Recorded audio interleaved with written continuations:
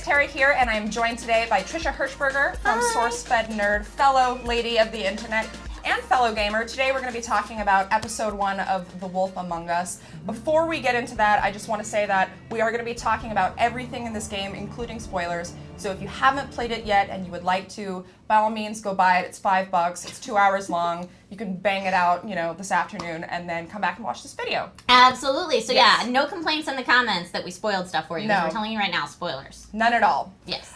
So now, The Wolf Among Us. Did you read the Fables comic before, or did you go into this completely I blind? kind of touched on the Fables comic before. It's not one of the ones that I'm like diehard, every single issue have to have. I dabbled and then I got out for other things. So I was familiar with this storyline. But the game itself takes place 20 years before. Yeah, and there's no prerequisite knowledge or anything, from what I understand. It's separate, but it's sort of still in canon. So let's talk about some of the major decisions in the game. I think one of the first ones is when Toad calls you up and asks you to go to his place. You're investigating this murder at Prince Lawrence's house, or that you think may have happened at Prince Lawrence's house. What did you choose in that situation? I chose Toad's house. Okay. What did you choose? I chose that first, but then I went back. Okay. I was actually, the first time I played it, I was there with one of the guys from Telltale, and he was telling me that there was actually a way so that Prince Lawrence lives in the end of the game. I saw that at the end of the game when it says, here's the choices you made. It says you Exactly. chose to let Prince Lawrence die. And I was like, what do you mean I chose? Yeah, exactly. I didn't do it. I chose Toad because I thought that was a more urgent situation. And the guy was still there. You could maybe catch the guy. Exactly. But if you go to Prince Lawrence's place first and Tweedledee or Tweedledum, whichever one it is, comes out and attacks him, if you come out of the closet and attack him before then, you can actually prevent his death. So in the second playthrough, I prevented it. Nice. Yeah, I have no idea how that's going to matter later on in the story, because it seems like going to another big decision in the game, which is your prime suspect. Yes. You're at the bar. You can choose to either arrest the woodsman, or you can arrest Tweedledee. Right. And you chose... I chose the woodsman, and I immediately regretted it. That was exactly my reaction first, too, because I was like, well, this guy's obviously evil. But I thought about it, and I'm like, okay, we're episode 1 of a whole season. The first person you suspect is probably not going to be It's probably not it. I chose him because I didn't think he was guilty at the time, but I thought he had information. And I was like, I don't know if Tweedledee has any information. So far as I know, he's just a hired hand. So maybe he really can't give me anything, whereas I know, or I heavily suspect, that the woodsman can give me some information. So I'm taking him in. Now, did you rip the guy's arm off? Yes.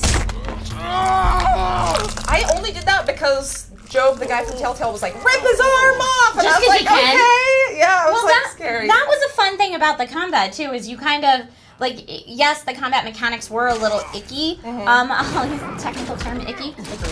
But you got to decide, I'm going to throw him over here, and then I'm going to smack him with this, and, like, the blood's flying everywhere. I was like, you know what, I've been too nice up until this point. It's time to just, like, break some arms off. You harnessed your inner big wolf and got a little nasty. All this never happened. One aspect of the story that we haven't touched on is the whole Beauty and the Beast thing, which didn't play a huge part in this one, but it seems like based on the little thing they have at the end of the episode where it's like, next time on The Wolf Among Us, it seems like that's going to take more of a leading role in the story. I think so, too. How do you think that's going to play out?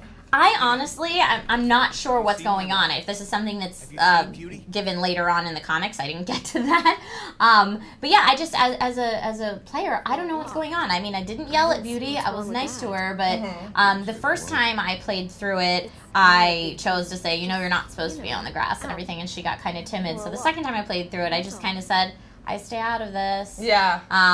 Which was better, because when I put, like, stay out of the grass and then just silence, it was like, Beauty will remember that. Yeah. When you just choose silence. I was like, oh God. So I just stayed out of it with everybody in my last playthrough. So there's definitely something shady going on there, and I'm curious to find that out. What do you have any hypothesis? I don't have a hypothesis about that aspect of the story yet, but I do have a hypothesis about the suspect. I think it's got to be something having to do with Bluebeard, just because we didn't get any information about him besides when you find that file.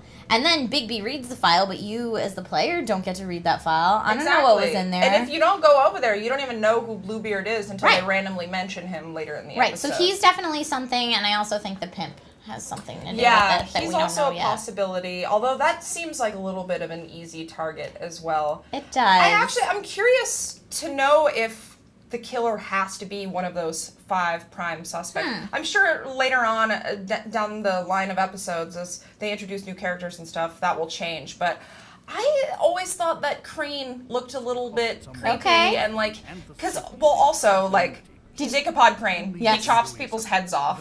That's a connection right there. And like that whole part where he was in his office and he's like, I'm gonna go get my massage now. Where's my wine? Oh, he's definitely a dick. Yeah, he's a dick, but he's also, I think he's lying about something. Okay. And it's not totally clear. And people had some crazy theories there. I think Crane is probably one of the ones that makes sense a little bit more to me. But, I mean, again, like, there's so many characters that we've barely been introduced to. I think, like, the whole Beauty and the Beast thing might tie into the serial killer thing somewhere down the line. So, I don't know. We'll have to see. If you guys have played The Wolf Among Us, of course, let us know what you think. I've also got my review up on this very channel. Trisha, if people want to find you, where can they do that? You can go to youtube.com/sourcefednerd. That's where the stuff that I make lives. Or you can always find me on Twitter at thatgirltrish. No I in the girl. All right. Thank you for joining us. Thank you for having me. Thank you guys for watching.